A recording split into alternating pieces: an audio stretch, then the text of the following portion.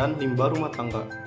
Perlu Anda ketahui bahwasannya limbah rumah tangga adalah limbah yang berasal dari dapur, kamar mandi, cucian, limbah bekas industri rumah tangga, dan kotoran manusia. Limbah merupakan buangan atau sesuatu yang tidak terpakai berbentuk cair, gas, dan padat. Dari sekian banyak jenis limbah, salah satunya yaitu limbah domestik. Limbah domestik dapat diartikan sebagai suatu limbah yang dihasilkan dari kegiatan-kegiatan rumah tangga. Kemudian, limbah domestik digolongkan menjadi dua jenis, yaitu limbah cair domestik dan limbah padat domestik. Salah satu contohnya dari limbah cair domestik, yaitu air bekas cucian, minyak, air yang terbuang saat mandi, dan kotoran manusia.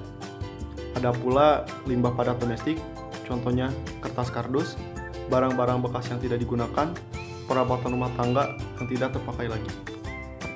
Apabila tidak dikelola dengan baik, keberadaan limbah rumah tangga dapat menimbulkan beberapa dampak negatif, seperti 1. Pencemaran pada badan air.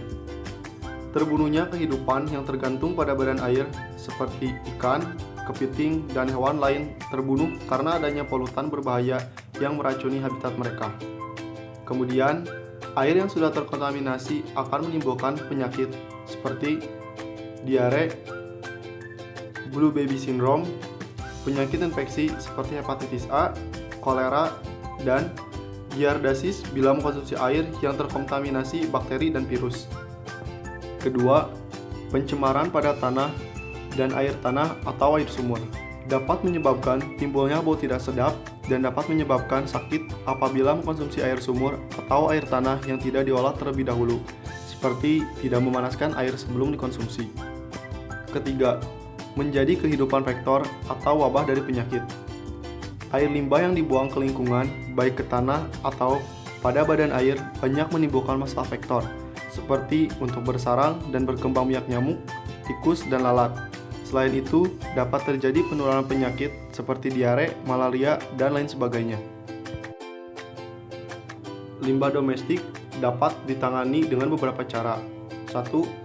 Membuat sarana penampungan kotoran seperti steam tank untuk mencegah timbulnya penyakit dan pencemaran lingkungan. 2. Menggunakan deterjen dan sabun secara efisien saat mandi, mencuci pakaian, ataupun perabotan. 3.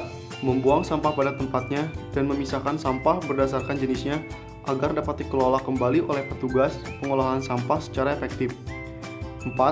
Mendaur ulang limbah yang dapat dimanfaatkan kembali, misalnya menjadi suatu hiasan karya seni. Beberapa cara pengolahan limbah rumah tangga yang baik. Yang pertama, membuat sanitasi lingkungan yang baik dan bersih. Pembuatan sanitasi yang baik dan bersih akan sangat berguna untuk limbah rumah tangga, seperti kotoran manusia, bekas air cucian, dan masih banyak lagi yang bisa dibuat berdasarkan proses filternya dengan baik. Yang kedua, membuat sumur resapan.